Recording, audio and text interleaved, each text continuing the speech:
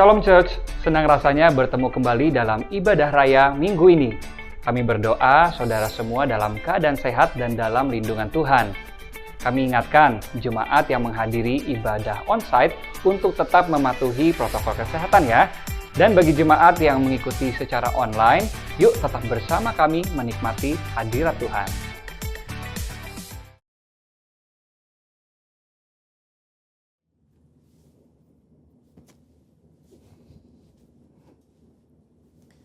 Shalom saudara, saya berdoa kita semua baik dalam lindungan Tuhan. Saat ini kita sedang berada di era postmodernism, di mana salah satu cirinya ialah pendapat pribadi dianggap sebagai hal yang harus diperhatikan dan didengar. Sehingga hal tersebut mendapat tempat prioritas dalam kehidupan seseorang. Apa yang dahulu dipercaya dan diajar sebagai sebuah kebenaran, kini dikritisi dan dipertanyakan. Akibatnya, kebenaran atau fakta menjadi sebuah hal yang relatif, dan orang akan cenderung mengutamakan dan mempercayai apa yang dia ingin percayai menurut perasaan dan keinginan hatinya. Begitu pula jika kita membahas mengenai persoalan gender dan LGBTQ. Hal-hal mengenai moralitas dan seksualitas yang sudah dipegang dan dipahami sejak lama, kini dipertanyakan dan diabaikan serta dianggap sebagai sesuatu yang salah dan tidak relevan. Tentu saja pandangan yang menyatakan bahwa setiap orang benar dan bebas melakukan apa yang ia inginkan menurut keinginan dan perasaannya adalah tidak benar. Nah, Voice of Pentecost hari ini adalah seri pertama dari seri Gender Identity Challenge dan LGBTQ. Gender identity adalah identitas jenis kelamin di mana seseorang dapat mengerti dan meyakini jenis kelaminnya berdasarkan organ seksualnya, dan menjalani kehidupannya sebagai seorang individu berdasarkan organ seksual bawaan lahir yang telah Tuhan anugerahkan. Jika sejak awal penentuan gender identity-nya sudah benar, maka jika terjadi preferensi seksual yang menyimpang seperti LGBTQ dapat ditangani.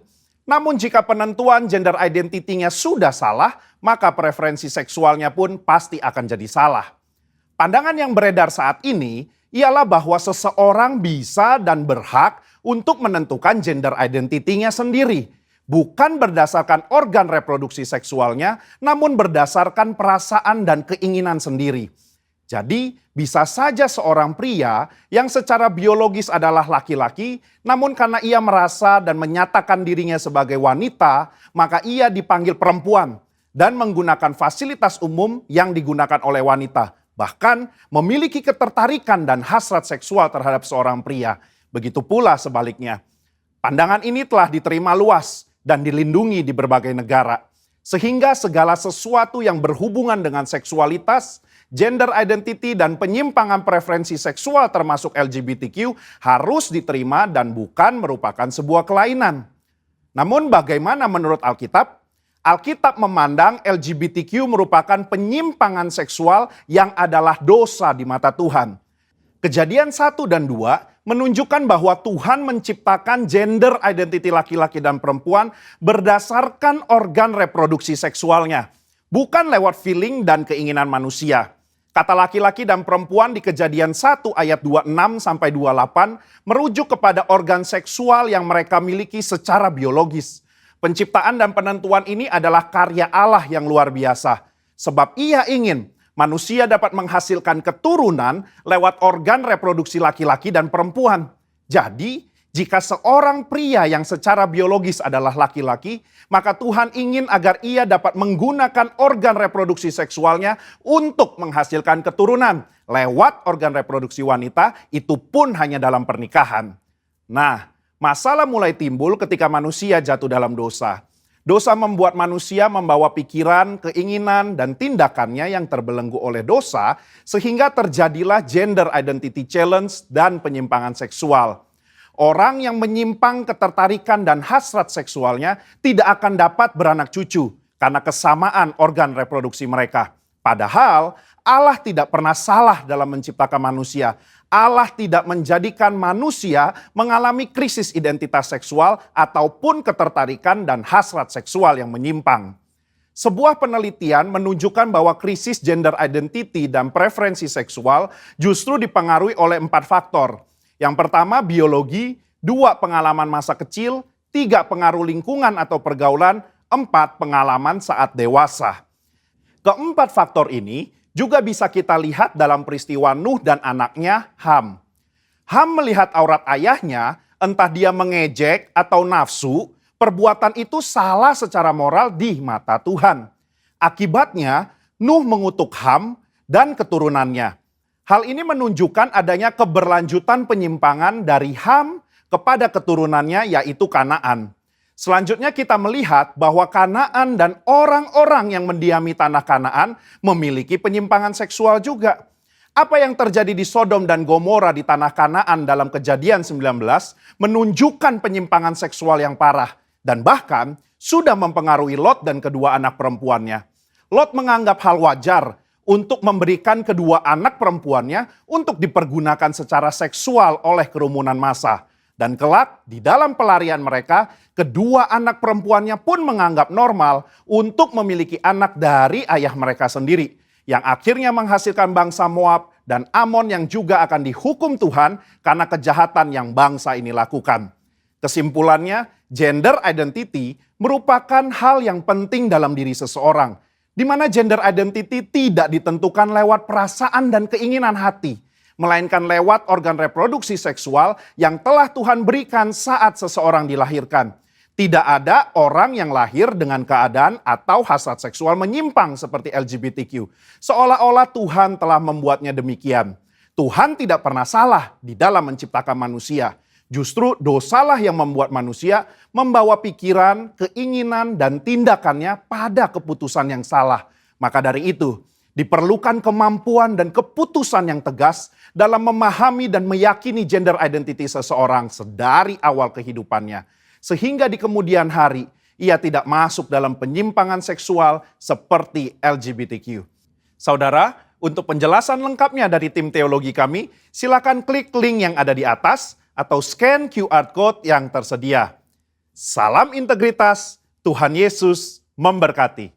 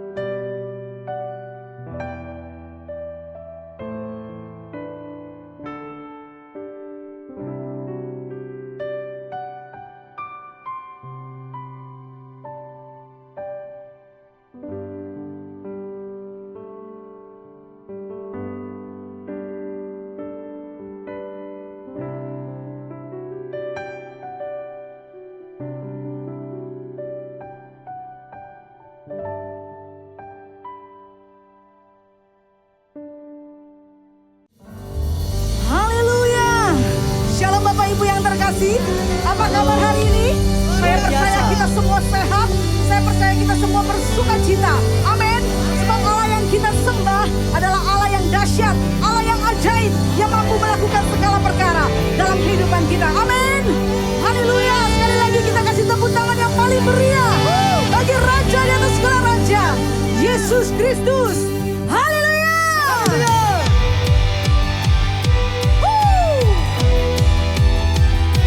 Bertepuk tangan bagi Raja kita, Raja yang hebat.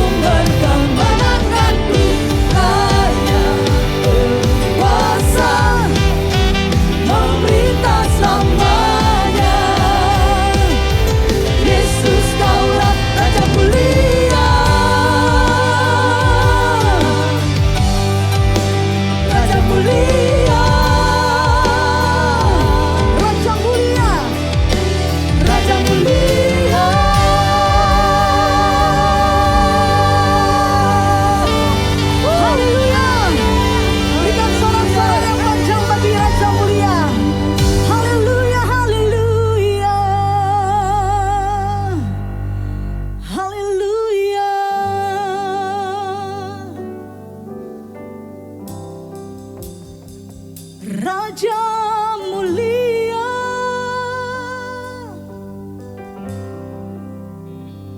kami menyembah-Mu, kami bermazmur bagi-Mu,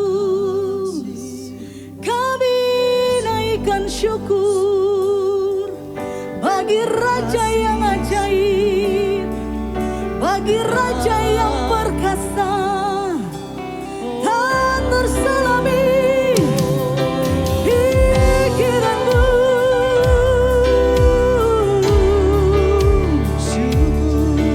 Terima kasih, terima kasih. Mari naikkan sembah-Mu bagi Raja, naikkan syukur-Mu bagi Tuhan.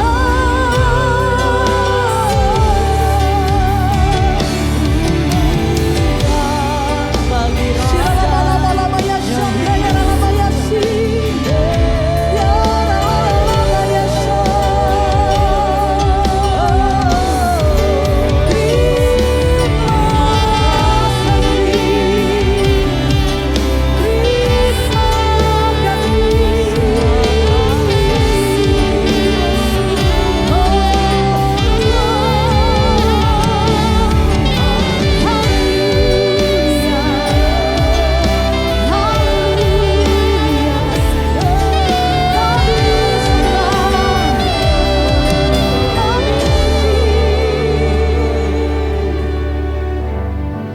Betapa dahsyat Engkau Tuhan.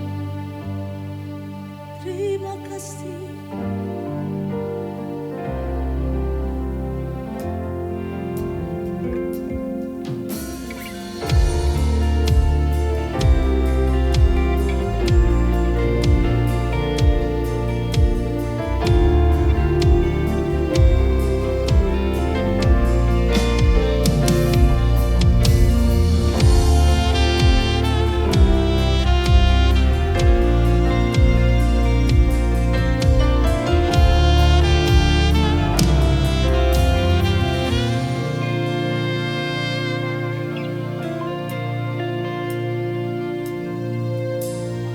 Betapa dahsyat Engkau Tuhan, pencipta segala yang ada, dulu sekarang sampai selamanya. Hanya Engkau Tuhan, tak terselami pikiran-Mu, tak terukur panjang setia-Mu, dulu sekarang sampai selamanya. Hanya Engkau Tuhan.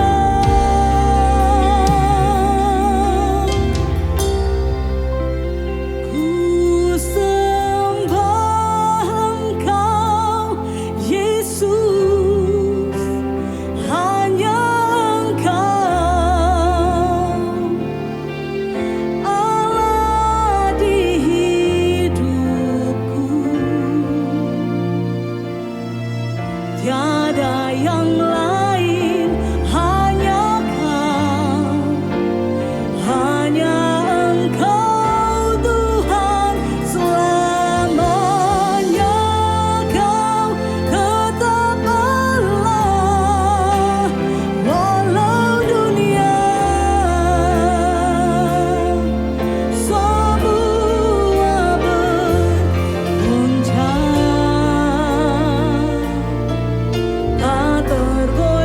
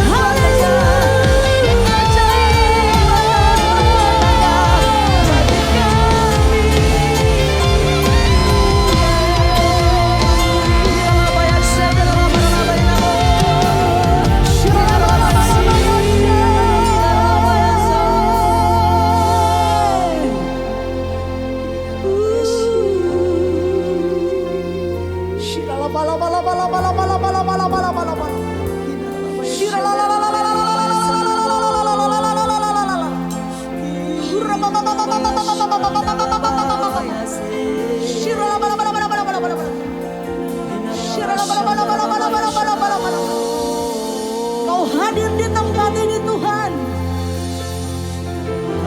Kau hadir di tempat ini Yesus. Kau hadir di tempat ini Tuhan. Kami mengangkat tangan kami Tuhan. Kami menyembah Kau Yesus.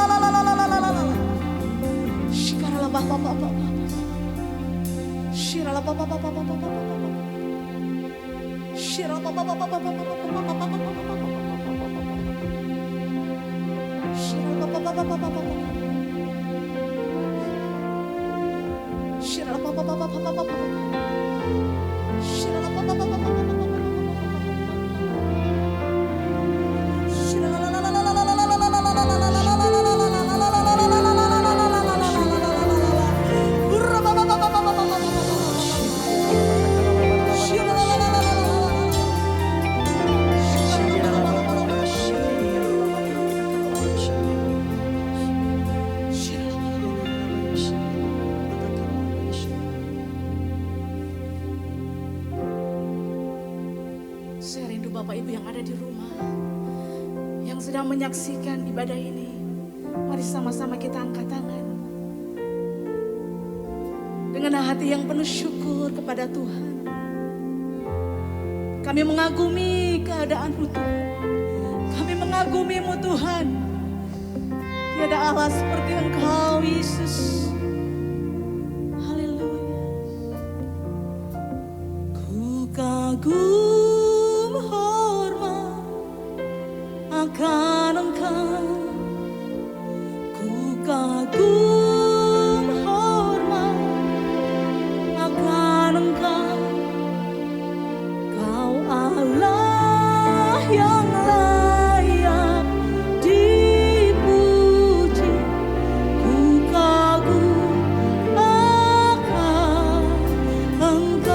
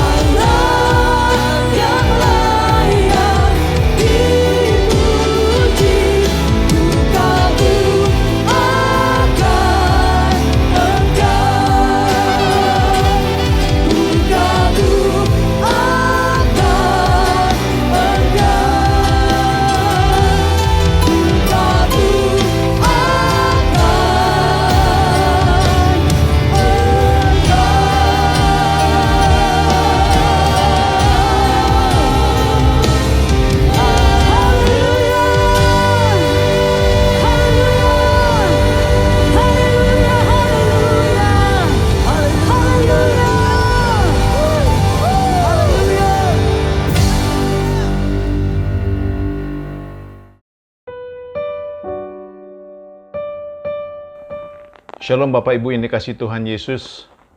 Salam Pentakosta 3. Ini adalah suatu kehormatan saya boleh bersama-sama di tempat ini. Dan satu hal yang menarik di dalam menghadapi situasi kondisi saat ini, kita harus tetap kuat bersama Yesus, pasti bisa. Hari ini saya akan membawakan tema berkaitan dengan sifatnya kita harus lebih banyak memikirkan perkara-perkara yang di atas. Goncangan terus terjadi, kondisi terus naik dan turun, dan juga pandemi ini berkepanjangan. Dan untuk itu kita harus melihat dari segi sudut pandang yang berbeda. Firman Tuhan diambil dari Kolose 3:2, pikirkanlah perkara yang di atas, bukan yang di bumi. Saudara dan saya urusannya adalah duniawi.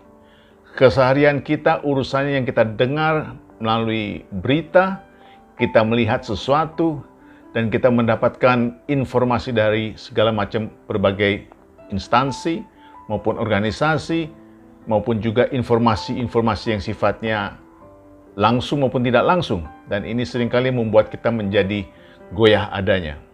Dan untuk itu, saatnya kita untuk bisa beralih, tidak terlalu terpaku dengan kondisi yang ada. Saya boleh ingatkan sekali lagi, tingkat ketakutan itu tinggi. Maka saya ingatkan sekali lagi juga bahwa takut, cemas, gelisah, dan khawatir adalah bunga yang kita bayar sebelum masalah itu terjadi.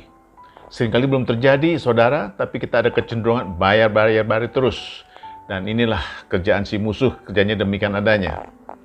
Maka kita perlu beralih prioritas pada kerajaan Allah. Prioritasnya beralih kepada kerajaan Allah, bukan dunia. Dan konteks ini tentunya kita perlu pahami, pada dasarnya kita semua diciptakan untuk mendapatkan lebih. Bagaimana dikatakan lebih? Kondisinya tidak mendukung apa yang dikatakan dengan lebih. Maknanya apa dengan lebih? Kita berpegang kepada kebenaran firman Tuhan. Yohanes 10:10 berkata, pencuri datang hanya untuk mencuri dan membunuh dan membinasakan. Sedangkan aku datang supaya mereka mempunyai hidup dan mempunyainya dalam segala kelimpahan.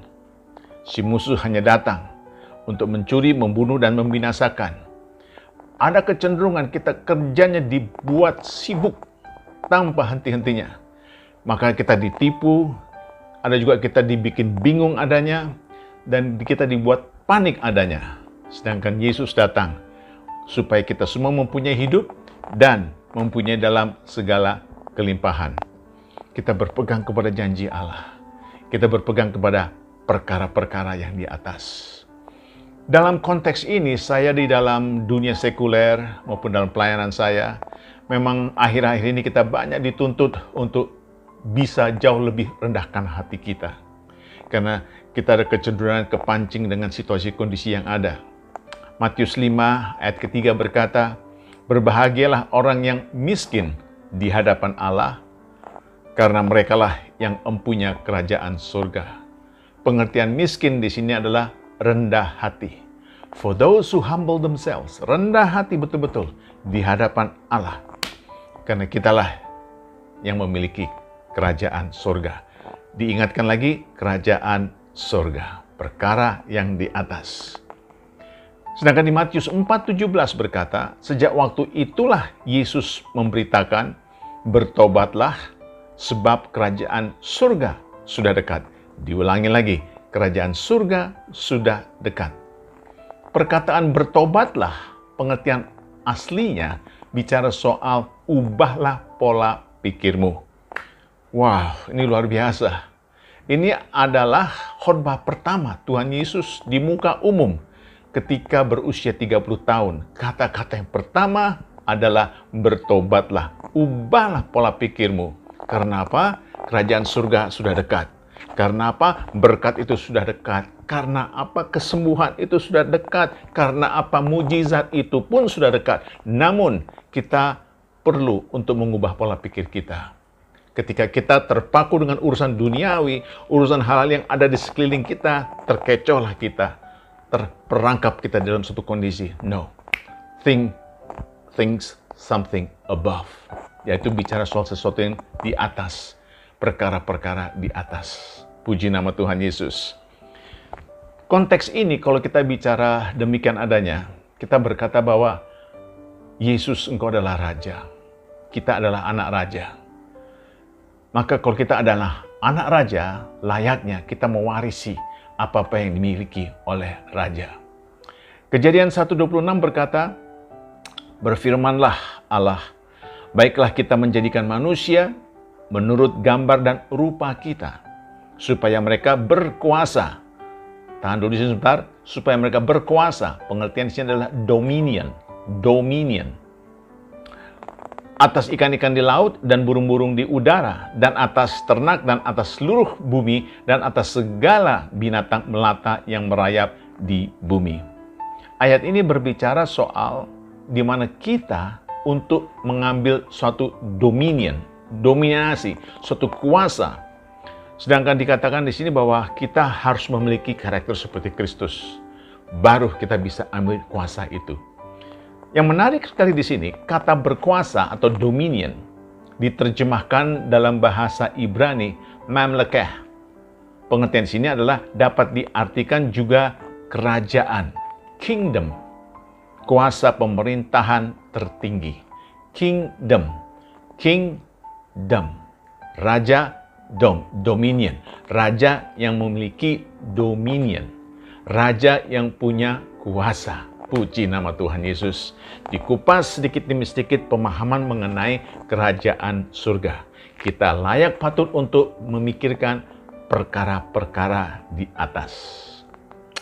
Untuk itu kita perlu pahami, saudara semua, bahwa pengertiannya di sini seperti tertera dalam kitab Lukas 19 ayat 10, sebab anak manusia datang untuk mencari dan menyelamatkan yang hilang.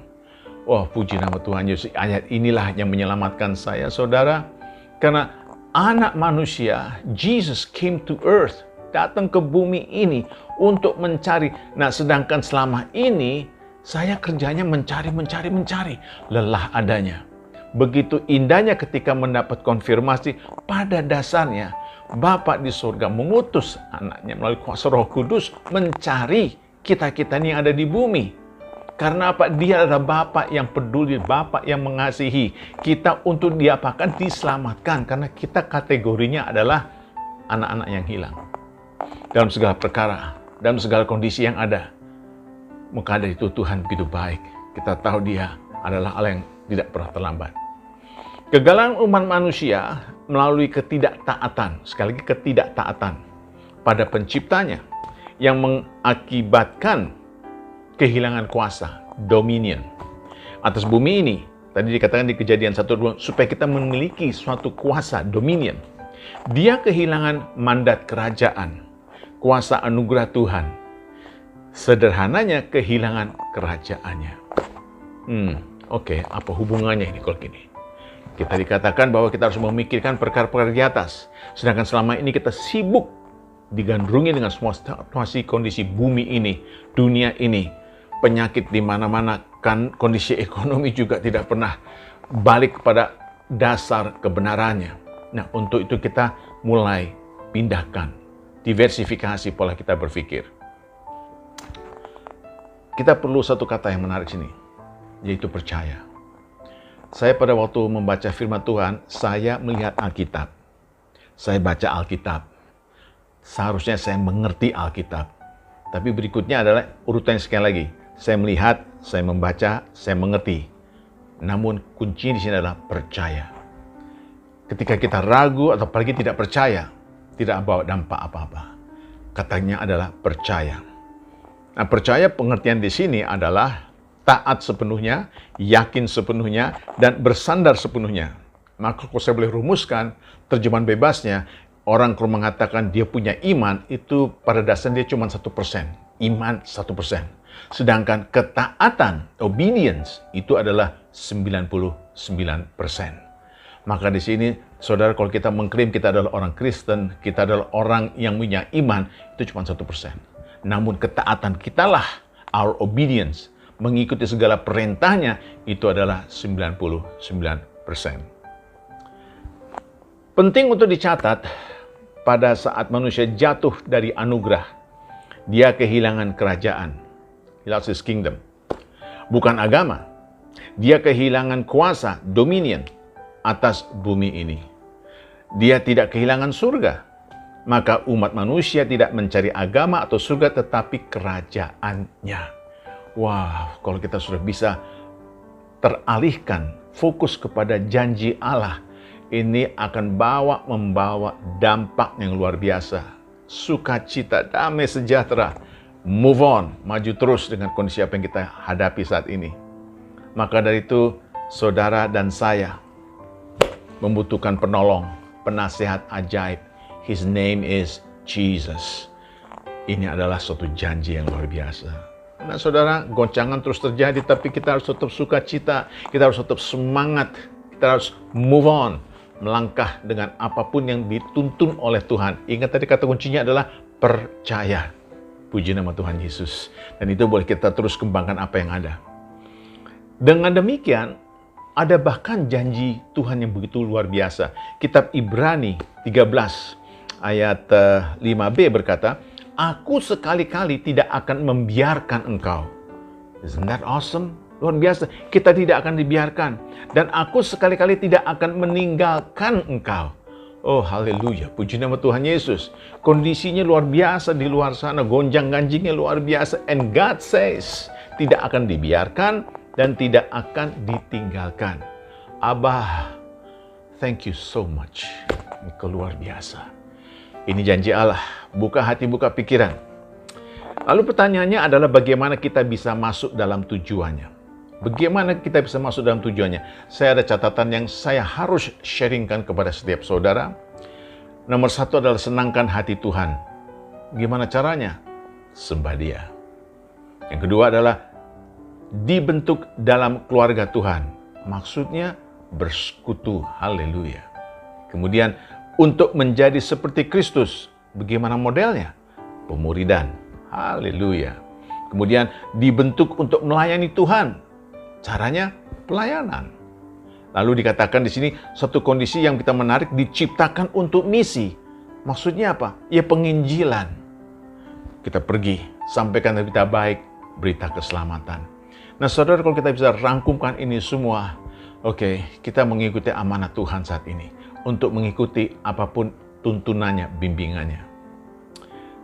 Maka dari itu kita seringkali mendengar hamba-hamba Tuhan, saudara saya, tidak kurang-kurangnya kita sebagai orang-orang yang percaya, banyak mengucap syukur. Banyak mengucap syukur, regardless apapun situasinya, tetap mengucap syukur. 1 Tesalonika 5:18 berkata, mengucap syukurlah dalam segala hal, at all things we give thanks. Sebab itulah yang dikehendaki Allah di dalam Kristus Yesus bagimu. Oh, thank you Jesus. Itu mintanya demikian adanya. Mengucap syukur. Malam hari ini, siang hari ini, pagi hari ini, apapun modelnya, tetap mengucap syukur.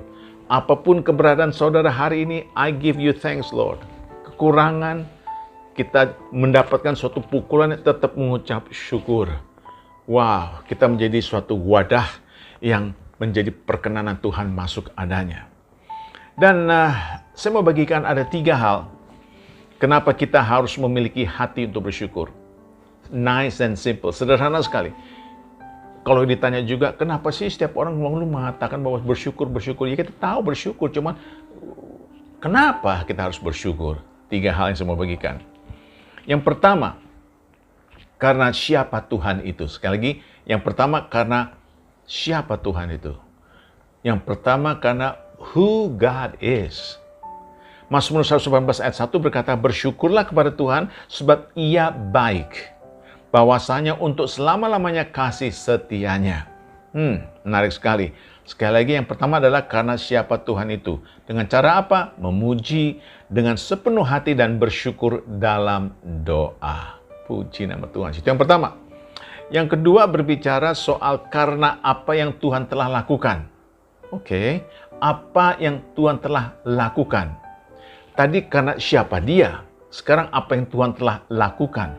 Mazmur 148 ayat yang kelima berkata, baiklah semuanya memuji nama Tuhan, sebab Dia memberi perintah, maka semuanya tercipta. Waduh, luar biasa. Sekali lagi, untuk supaya kronologisnya kita ingat, yang pertama siapa Dia, kedua karena apa yang Dia telah lakukan. Kita memuji Tuhan karena siapa Dia, dan kita bersyukur pada Tuhan karena apa yang telah diperbuatnya. Nah, pengampunan adalah gratis, namun luar biasa mahalnya, sampai merenggut nyawa Yesus. Dua sudah, saudara dan saya terima saat ini. Yang ketiga, karena apa yang Tuhan telah janjikan. Saya ulangi, karena apa yang Tuhan telah janjikan. Yang pertama tadi apa? Karena siapa Dia. Yang kedua, apa yang Dia telah lakukan. Yang ketiga, karena apa yang Tuhan telah janjikan.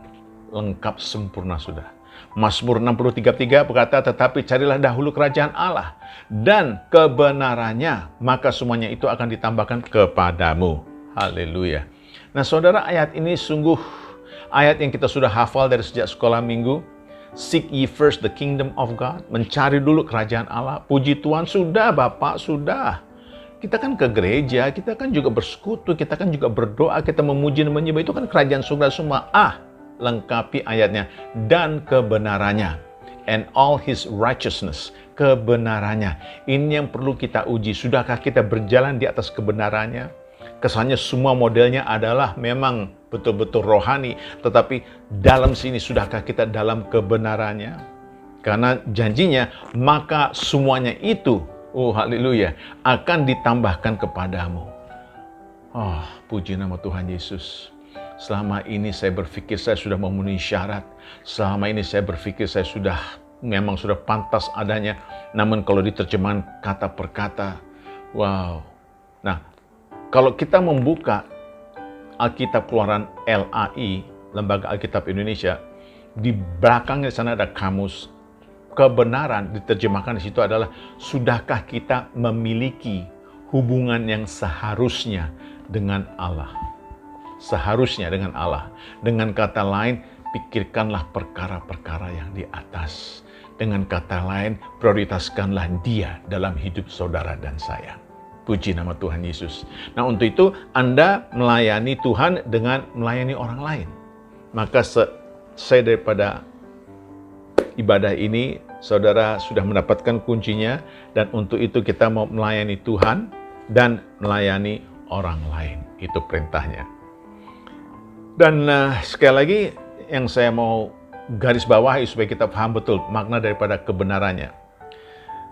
Kebenaran dalam Keluaran Lembaga Alkitab Indonesia, itu kebenaran Allah ialah usahanya, bukan usaha kita, usahanya untuk membenarkan dan menyelamatkan orang-orang berdosa seperti saudara dan saya. Sehingga kita menjadi orang-orang yang benar. Artinya apa? Berada dalam hubungan yang seharusnya dengan Allah. That's what we need. That is what we should have. Hubungan yang seharusnya dengan Allah. Maka intinya, ada 3 hal tadi saya ulangi supaya kita genap dalam summary-nya. 1, siapa Tuhan? 2, apa yang Tuhan telah lakukan? 3, apa yang Tuhan telah janjikan. Nah, 3 hal inilah yang boleh kita lihat supaya kita bisa masuk di dalam konteks yang baik. Anda dapat memberi tanpa mengasihi. Namun Anda tidak dapat mengasihi tanpa memberi. Maka kalau di mana-mana saya ditanya, kalau orang bertanya, what do you do for a living?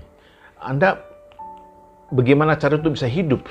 Ada yang mengatakan saya adalah seorang insinyur, saya adalah seorang arsitek, saya adalah seorang ahli hukum, saya adalah seorang ekonom. Apapun jabatannya itu sah-sah saja. So kalau ditanya, what do you do for a living? Kita tunjukkan profesi kita. Kali ini kalau berbicara soal berpikir perkara-perkara yang di atas, saya mulai mengubah. What do I do for a living? Saya katakan bahwa saya memberi. I give for a living. Itu adalah yang dilakukan Tuhan Yesus. Banyak memberi, banyak memberi, banyak memberi dengan ketulusan hati. Lalu kalau kita sudah mulai berpikir, tapi nanti kalau itu bicara keraguan. Dapat memberi dengan ketulusan. Dia maha tahu, dia tahu langkah-langkah kita, dia tahu motivasi kita. Sehingga pada waktu kita memberi dengan ketulusan hati, luar biasa. Cara Tuhan melipat gandakannya itu ajaib sekali. Maka the more you give, the more you get. Nah, menarik lagi nih, permainan kata-kata. The more you give, the more you get. Nah, menarik lagi. When you give, you forget. Waktu kita memberi, lupakan. Jangan ngungkit-ngungkit apa yang pernah kita beri. It's not your business, bukan urusan saudara, bukan urusan saya, tapi bicara soal the kingdom, kerajaan surga. Puji nama Tuhan Yesus. Pertanyaan dasar, apa yang bisa kita beri kepada Tuhan Yesus? Oke, banyak memberi. Apa yang bisa kita beri ya? Dia memiliki segala-galanya. Apa bisa memenuhi persyaratannya? What can you give to glorify Jesus? What can we give to satisfy Him?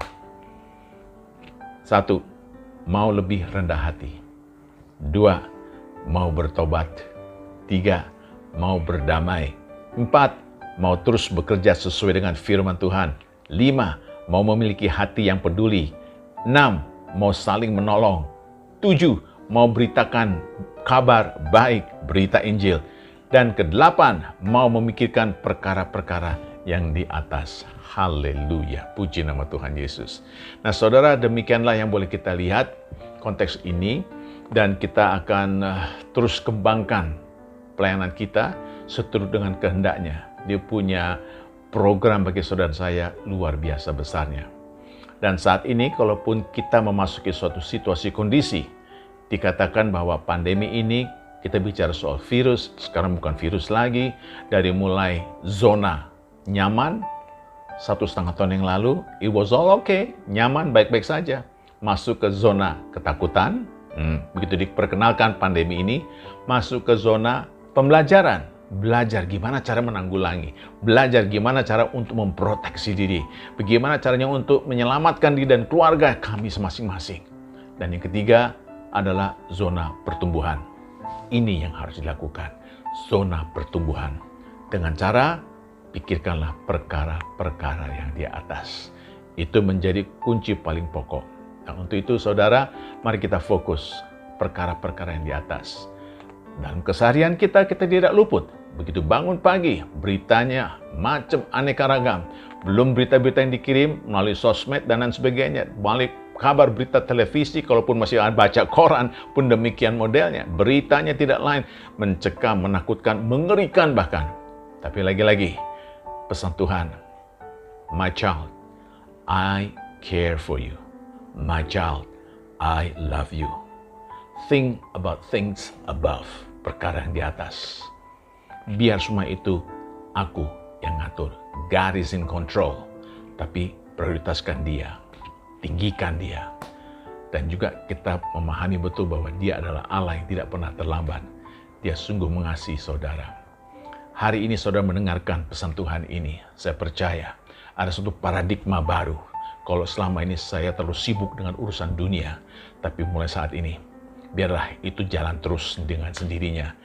Kita tidak menantang penyakit, kita tidak menantang perkara, tapi kita lebih fokus kepada apa kata Tuhan. Karena apa? Siapa dia? Karena apa? Apa yang telah dia lakukan? Karena apa? Karena janjinya pun juga ya dan amin. Puji nama Tuhan Yesus. Saya percaya kita semua diberkati. Dan saudara, pada saat kita sebentar ini akan berpisah satu sama lain, saya sangat anjurkan untuk direnungkan kembali perkara-perkara di atas. Dan ketika itu terjadi, saudara, saya percaya ada satu kedamaian terpisah yang terjadi. Kita tidak mau disibukkan dengan kebisingan dunia ini yang tidak pernah menentu. Untuk itu kita boleh, mari sama-sama tundukkan kepala dan berdoa. Bapa Surgawi, terima kasih atas segala kebaikan-Mu. Terima kasih di mana Kau sudah berbicara kepada semua anak-anak-Mu di tempat ini. Dan terima kasih juga atas ajaran-Mu Tuhan. Kami tahu Tuhan, kami akan komit dan juga tetap konsisten berkata bahwa kami mau mensyukuri semua apa yang kami miliki saat ini. Bapa, terima kasih karena kami tahu siapa Engkau Tuhan. Dan kami tahu apa yang telah Kau lakukan Tuhan. Dan kami tahu segala janji-Mu. Untuk itu Bapa, kami memiliki suatu iman yang mana sudah dijabarkan iman itu pada dasarnya pengertiannya hanya 1%. Namun ketaatan kami, oh solid Tuhan, tetap teguh dan dekat bersamamu, apapun situasi kondisi yang ada. Maka menjadi 100% solid bersama Engkau Tuhan Yesus. Kami percaya Engkau selalu menuntun memberkati kami. Hamba-Mu selesai sampai di sini dan kami percaya Tuhan bahwa Engkau terus berkati anak-anak-Mu yang sudah mengikuti acara ini Bapa. Apapun di dalam sektor bidang apapun juga. Dan biarlah saat ini izinkan Bapa, lepaskanlah berkat dan urapan baru daripada surga Tuhan turun atas semua anak-Mu tempat ini, dan biarlah semua diberkati dalam segala aspek kehidupan mereka. Terpujilah nama-Mu. Glory, haleluya. We give you all the praise. We give you all the glory. Haleluya. Amin. Puji nama Tuhan Yesus. Shalom saudara, Tuhan Yesus memberkati.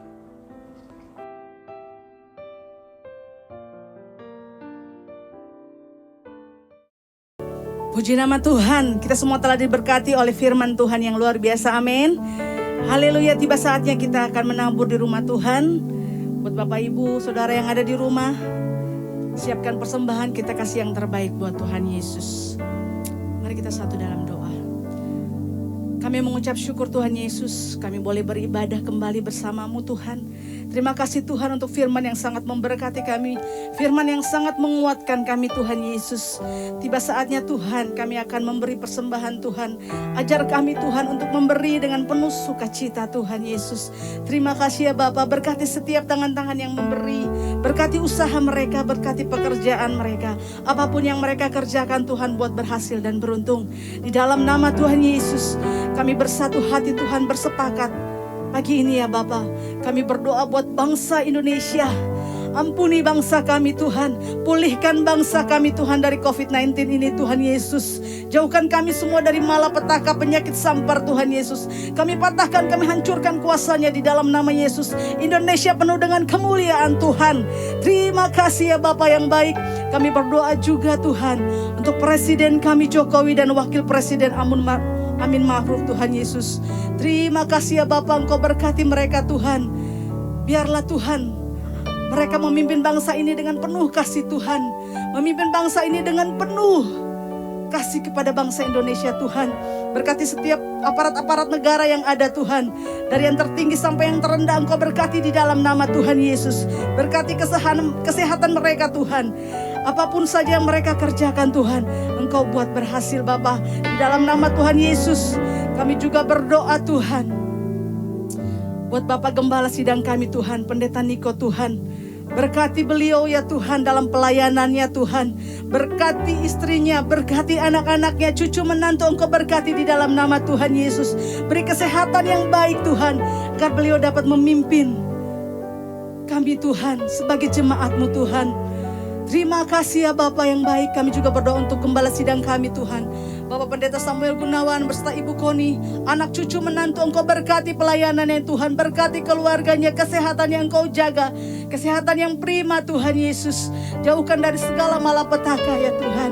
Di dalam nama Tuhan Yesus kami juga berdoa buat jemaat-jemaat Tuhan, dimanapun mereka berada saat ini Tuhan. Tangan Tuhan yang menjaga mereka, tangan Tuhan yang memelihara mereka. Dijauhkan dari segala COVID-19, dijauhkan dari segala malapetaka Tuhan. Apa saja yang mereka kerjakan, mereka perbuat Tuhan Yesus, buat berhasil dan beruntung. Di dalam nama Tuhan Yesus, dalam nama Tuhan Yesus. Untuk teman-teman kami, saudara-saudara kami yang sedang sakit hari ini Tuhan, Engkau sembuhkan mereka, pulihkan mereka Tuhan. Biar mereka dapat sama-sama beribadah dengan kami ya Bapa. Kami sama-sama memuliakan nama Tuhan di tempat ini. Hanya di dalam nama Yesus kami telah berdoa dan mengucap syukur. Haleluya. Amin. 5 arti Pentakosta ketiga. 1. Pentakosta ketiga adalah pencurahan Roh Kudus yang dahsyat di zaman ini, melebihi yang terjadi di Azusa Street. 2. Pentakosta ketiga akan mengakibatkan penuaian jiwa yang terbesar dan yang terakhir sebelum Tuhan Yesus datang kembali. 3. Pentakosta ketiga akan membangkitkan generasi Yeremia, yaitu anak-anak muda yang dipenuhi Roh Kudus, cinta mati-matian kepada Tuhan Yesus, tidak kompromi terhadap dosa, dan akan bergerak untuk memenangkan jiwa. 4. Pentakosta ketiga lahir di Indonesia dan bergerak ke bangsa-bangsa. Gerakan ini dari timur ke barat dan akan kembali ke Yerusalem. 5. Pentakosta ketiga akan memberikan kuasa untuk menyelesaikan amanat agung dan setelah itu Tuhan Yesus datang kembali.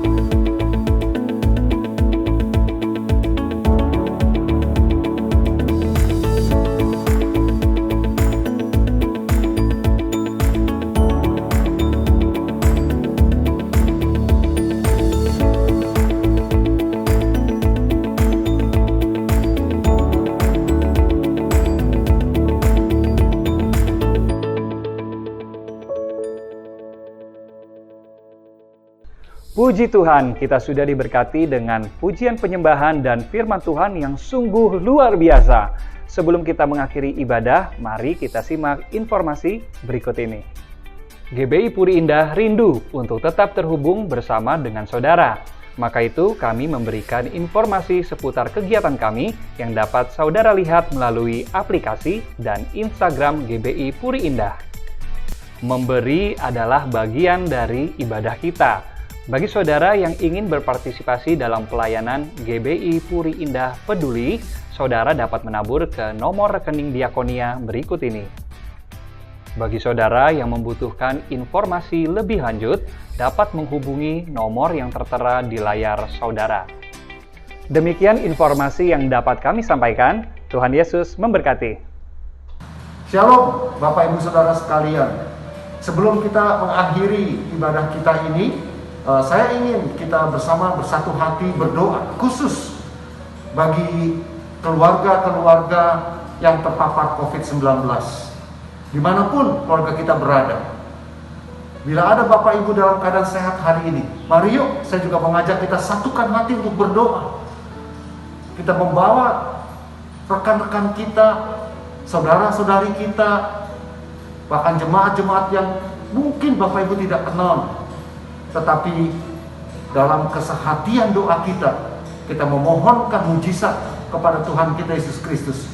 Dan saya percaya tidak ada yang sia-sia di dalam doa kita. Bagi para Bapak Ibu yang terpapar COVID-19, jangan putus asa. Dimanapun kau berada, mungkin di kamar, mungkin di rumah sakit, atau mungkin cuma ada di rumah. Karena kita punya Tuhan yang percayalah peduli dan mengerti kepada keadaan anak-anaknya. Ayo, mari kita satukan hati, yuk. Oh, rabasyakaralabayata karalabasyikaralayata karalabasyakaralaba. Bapak Surgawi, aku memohonkan kepadamu hari ini, Engkau melihat keadaan kami Jakarta, Indonesia, bahkan di belahan bumi yang lainnya. COVID-19 belum mereda, bahkan mungkin menjadi-jadi. Ada begitu banyak di sekitar kami, anggota keluarga kami, bahkan jemaat Tuhan atau siapapun Tuhan yang terpapar COVID-19. Tidak sedikit yang mengalami keadaan yang parah. Aku berdoa Tuhan, dalam nama Tuhan Yesus, kemurahan Tuhan boleh tercurah bagi setiap yang mendengarkan doa kami ini Tuhan. Bersama dengan seluruh hamba-hamba Tuhan, kami satukan hati, lawat Jakarta Tuhan, lawat Indonesia. Biar kemurahan-Mu terjadi Tuhan.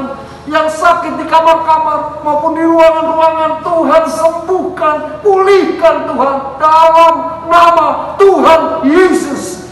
Oh, terima kasih Bapak, terima kasih. Aku berdoa Bila ada yang kehilangan anggota keluarganya karena COVID-19 ini, mari Bapa, Engkau juga bisa menghiburkan mereka. Seorang suami, istri, anak-anak, orang tua. Kami tidak dapat berbuat banyak tanpa Engkau Tuhan. Di saat-saat yang sulit ini, mari curahkanlah kemurahan-Mu. Hiburkan hati yang kehilangan. Jangan ada yang kehilangan iman, tetapi kami tetap percaya apapun yang kami alami, Tuhan Yesus tetap baik dalam hidup kami. Kami tidak mengerti, tetapi kami tahu kebaikan Tuhan tidak pernah berkurang bagi kami semuanya. Terima kasih Bapa. Mari sekarang angkat kedua tanganmu, buka hatimu dan terimalah berkat Tuhan. Di dalam nama Bapa dan Anak dan Roh Kudus, Tuhan kami yang hidup, Yesus Kristus, dicurahkanlah damai sejahtera, curahkanlah kekuatan yang baru. Tuhan mencurahkan keberanian untuk tetap percaya, bahkan hikmat dan kebijakan-Mu Tuhan. Kesembuhan Tuhan berikan, pemulihan Tuhan berikan, bahkan jalan keluar dari setiap pergumulan dan persoalan Tuhan sediakan. Cukupkan apa yang diperlukan anak-anak-Mu Tuhan, sehingga kami tetap bisa menjadi berkat buat banyak orang lain yang memerlukannya. Dalam nama Tuhan Yesus, sama-sama kita berkata, amin. Tetap jaga protokol kesehatan, stay at home. Kalau tidak perlu keluar, jangan keluar. Dan bila Bapak Ibu harus bekerja, mari kenakan semua protokol kesehatan yang baik. Dan jangan lupa untuk tetap berdoa. Tuhan memberkati gerejanya. Amin.